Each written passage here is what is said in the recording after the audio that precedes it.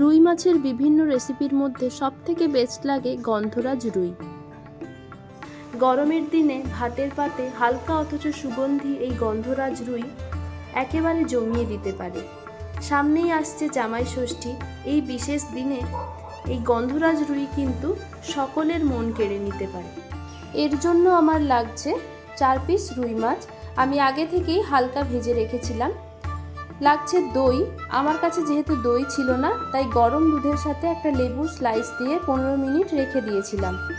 এদিকে একটা মশলার পেস্ট বানিয়ে নিচ্ছি, পেঁয়াজ, আদা, রসুন আর কাঁচা লঙ্কার। আরও একটা মশলা বানিয়ে নেব, ওই দইয়ের মিশ্রণ, আর দেব 5-6টা কাজু বাদাম আর 5টা মতো আমন্ড বাদাম।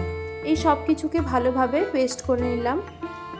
এরপর কড়াইতে পর্যাপ্ত পরিমাণে তেল গরম করে মাছের পিসগুলো দিয়ে আরও 1 মিনিট করে আমি এপিট ওপিট করে উল্টে ভেজে নেব। মাছগুলো ভেজে নেওয়া হয়ে গেছে, বাকি রান্নাটা ওই তেলেই হবে।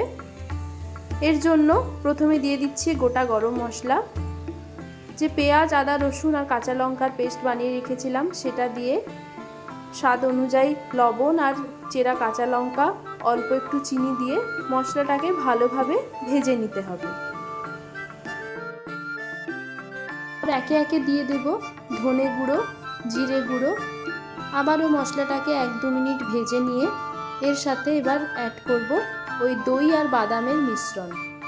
অনবরত নাড়তে হবে, আর গ্যাসের ফ্লেমটা কিন্তু এই সময় একেবারেই লোতে রাখতে হবে, তা না হলে কিন্তু দইটা ফেটে যেতে পারে। হালকা যখন ফুটে উঠবে এর সাথে স্বাদ অনুযায়ী আমি চিনি দিয়ে দিলাম 1 চামচ গোলমরিচের গুঁড়ো। খুব ভালোভাবে সব কিছুকে মিশিয়ে নিয়ে পর্যাপ্ত পরিমাণে জল দিয়ে ঝোল ফুটে ওঠা অবধি অপেক্ষা করব। ঝোল ফুটে গেছে, এবারে ভেজে রাখা মাছের পিসগুলো একে একে দিয়ে ঢাকা চাপা দিয়ে 2-3 মিনিট করে উল্টে পাল্টে রান্না হতে দেব। এই রান্নায় কিন্তু কোনো রকম হলুদ ব্যবহার করা যাবে না, যদিও মাছটা ভাজার সময় আমি হালকা হলুদ দিয়েছিলাম, আপনারা না চাইলে কিন্তু নাও দিতে পারেন। যেহেতু এটা গন্ধরাজ রুই, সেক্ষেত্রে অবশ্যই করে কিন্তু এই গন্ধরাজ লেবুর জেস্ট দিতেই হবে। আর দিয়ে দেব গন্ধরাজ লেবুর স্লাইস আর লেবুর পাতা। এই সময় গ্যাসের ফ্লেমটাকে একদম লোতে করে একটু মিশিয়ে 1 মিনিট মতো ঢাকনা দিয়ে রেখে গরম ভাতের সাথে সার্ভ করব গন্ধরাজ রুই। সামনের জামাই ষষ্ঠীতে এই গন্ধরাজ রুই কিন্তু সকল অতিথিদের মন জয় করতে পারে। তাহলে বাড়িতে বানিয়ে আমাকে জানাতে ভুলবেন না কমেন্টে কেমন লাগলো রেসিপিটা। ভালো লাগলে ছোট্ট করে একটা লাইক, শেয়ার আর সাবস্ক্রাইব করার অনুরোধ রাখছি।